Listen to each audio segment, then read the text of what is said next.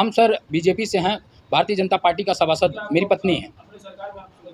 Sir मुझे दबाव डाला जा रहा है, जान से मारने की धमकी दी जा रही है। सर पुलिस अभी भी राजू रंजन चौधरी का ही सहयोग करे, क्योंकि राजनीतिक तौर से राजनीतिक दबाव है और राजनीतिक प्रवृत्ति के लोग हैं, और राजू रंजन चौधरी हिस्ट्री सीटर भी हैं। सर गोरखपुर के पीपीगंज वार्ड नंबर 14 निवासी बाबू उर्फ राज ने गोरखपुर प्रेस क्लब पर प्रेस वार्ता करते हुए बताया कि लोकसभा चुनाव के दिन मतदान के लिए बूथ पर जाने के दौरान रास्ते में सपा समर्थित लोगों ने उसे रोककर पूछा कि किसको वोट दोगे। जब हमने कहा कि बीजेपी को वोट देंगे तो उन लोगों ने, जो कि लगभग की 2 दर्जन से अधिक लोग थे, मुझे जान से मारने की नीयत से लाठी डंडे से पीटने लगे। इस संदर्भ में स्थानीय थाने पर मुकदमा तो दर्ज हुआ, बावजूद इसके 12 दिन बीत जाने के बाद भी कोई अभियुक्त गिरफ्तार नहीं हुआ। लोकसभा चुनाव के दिन, पहले तारीख के दिन मैं वोट डालने जा रहा था। उसी वक्त मुझे सपा के कुछ कार्यकर्ताओं ने घेराव करके मुझे जान से मारने की कोशिश की और मुझे बहुत मारा पीटा।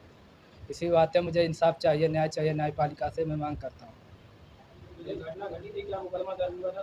जी सर, मुकदमा दर्ज हुआ था सर थाने पे, और कोई भी थाने का अधिकारी ना कोई जांच करने आया है, ना अभी तक गिरफ्तारी हुई है। सर इसमें शामिल थे सर सुरेंद्र नाथ यादव जी, राजू रंजन चौधरी जी और रवि यादव और अन्य 20 लोग और थे सर। जी सर हम कार्रवाई चाहते हैं सर, और इंसाफ चाहते हैं सर। सर मौके पर थे सर। जी आप पहचानते हैं उनको? सर हम देखेंगे तो पहचानेंगे सर। कैसे, जब नाम जानते हैं, जब देखेंगे तो पहचानेंगे? सर जैसे उस भीड़ में सर जितने लोग हमको मार रहे थे सर। क्या आप लोगों का चुनावी रंजिश है क्या? नहीं सर, मैं चुनावी रंजिश नहीं सर। मैं साल में 2 महीना सिर्फ गांव पे रहता हूँ, मेरा 10 महीना तो बाहर कमाने में चले जाता है। आप जान से मारने की बात कर रहे हैं, कुछ हथियार वगैरह नहीं थे? सर हथियार उनके पास थे सर, लेकिन वैसा हथियार नहीं थे। कुदार था, सरिया था, लाठी डंडा से लैस थे सर। जी सर। चुनाव का दिन था तो ऐसे में तो प्रशासन अलर्ट रहती है वहाँ मौके? सर प्रशासन अलर्ट थी सर, लेकिन जो स्कूल का जो बैकग्राउंड था सर, उसी में प्रशासन थी सर। बाहर जो आम का बगीचा होता है वहाँ कोई प्रशासन नहीं थी। हम जब हमको बुरी तरह से मार दिया, हम बेहोश हो गए थे। हमको कोई उठाने वाला कोई प्रशासन नहीं था। वहाँ के गांव के वाले और हमारे चाचा जी आए, हमको उठा के हॉस्पिटल ले गए। पुलिस ने क्या कार्रवाई की? सर पुलिस ने अभी तक कोई कार्रवाई नहीं की है सर। पहले से आपराधिक रिकॉर्ड है क्या? सर हम नहीं जानते हैं सर, आपराधिक रिकॉर्ड है। हम कितने लोगों के ऊपर मुकदमा दर्ज है? सर 7 लोगों का नाम दर्ज और 20 लोग अज्ञात में। क्या नाम है आपका? सर मेरा नाम है राज निषाद। मैं राधा कृष्ण सर। लोकसभा चुनाव के दिन हमारे एक कार्यकर्ता जो बाबू उर्फ राज, वो वोट डालने आ रहे थे सर। वोट डालने आ रहे थे।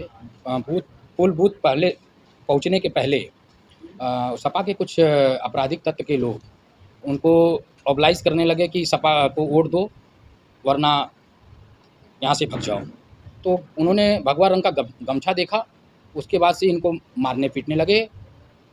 एक अचानक भीड़ इकट्ठा हो गई जो 50 की झुंड में थे, और हमने उस भीड़ को देखा। उस भीड़ में लगभग काफ़ी संख्या के लोग उपस्थित थे, जिसमें मुख्य रूप से राजू रंजन चौधरी और सुरेंद्र नाथ यादव, रवि यादव जी। मैंने देखा कि सुरेंद्र नाथ यादव ने और राजू रंजन चौधरी ने लूटपाट इनके साथ कर रहे थे, और बाकी अन्य लोग गमछा से इनका गला दाब के मारपीट कर रहे थे। मैं मौके पे जाके बीच बचाव भी किया, और हमारे साथीगण लोग उसको देखे, और तब तक ये बेहोश थे और दवा के लिए मैं ले गया। राजू रंजन चौधरी और सुरेंद्र नाथ यादव जी का आपराधिक हिस्ट्री है सर, और आपराधिक तरीके के राजनीतिक दबाव भी है पीपीगंज पुलिस पे, जो अभी तक कोई गिरफ्तार नहीं हुआ।